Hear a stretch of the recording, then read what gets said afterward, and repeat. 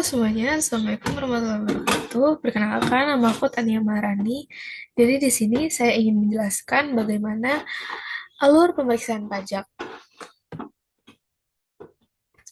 Jadi, sebelumnya saya ingin share screen terlebih dahulu.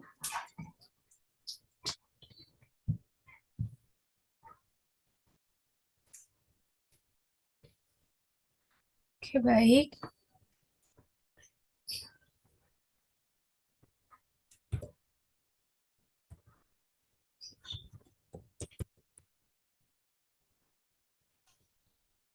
Jadi yang pertama, di alur yang pertama itu ada SP2, yaitu surat perintah pemeriksaan.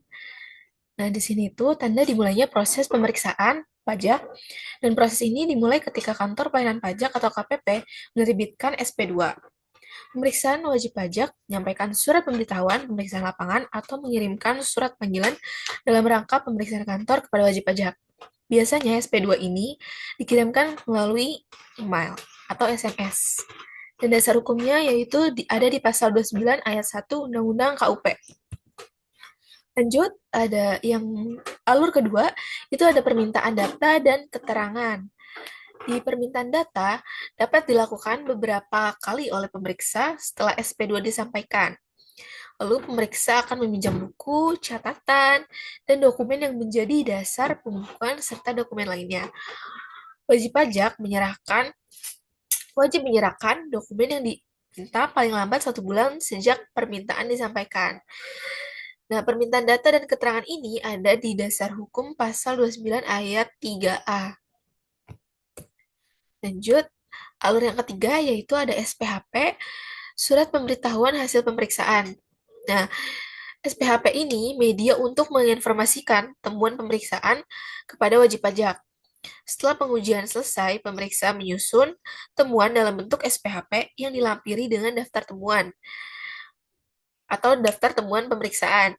Nah, SPHP disampaikan kepada WP untuk memberikan kesempatan bagi WP mengetahui hasil temuan sementara sebelum diterbitkannya ketetapan pajak.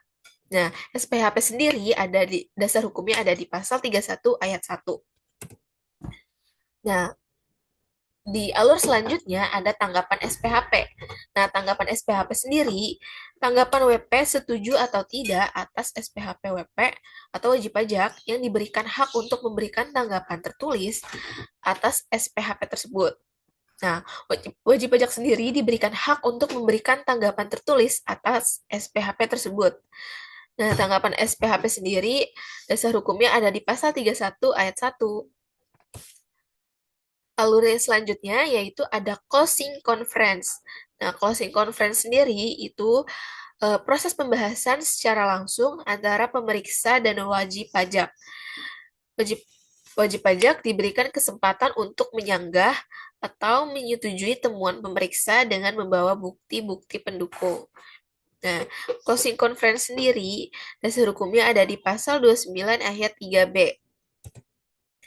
Lalu ada quality assurance. Nah, quality assurance sendiri tahapan yang sifatnya opsional bagi wajib pajak dilakukan jika sengketa bersifat juridis dan melakukan pembahasan atas dasar hukum yang belum disepakati antara pemeriksa pajak dan wajib pajak dalam risalah pembahasan. Quality assurance sendiri dasar hukumnya ada di pasal 31 ayat 1. Di alur selanjutnya ada penerbitan SKP yang terakhir. Nah, penerbitan SKP sendiri merupakan tahap akhir atau produk hukum dari serangkaian proses pemeriksaan pajak. Secara sederhana, SKP adalah dokumen yang menentukan besarnya jumlah pokok pajak, sisa cicilan, sisa cicilan pembayaran pajak, serta sanksi administrasi yang harus dibayar oleh wajib pajak. Ya. Penerbitan SKP sendiri, dasar hukumnya ada di pasal 13, pasal 15, pasal 17A, dan pasal 17B. Sekian penjelasan dari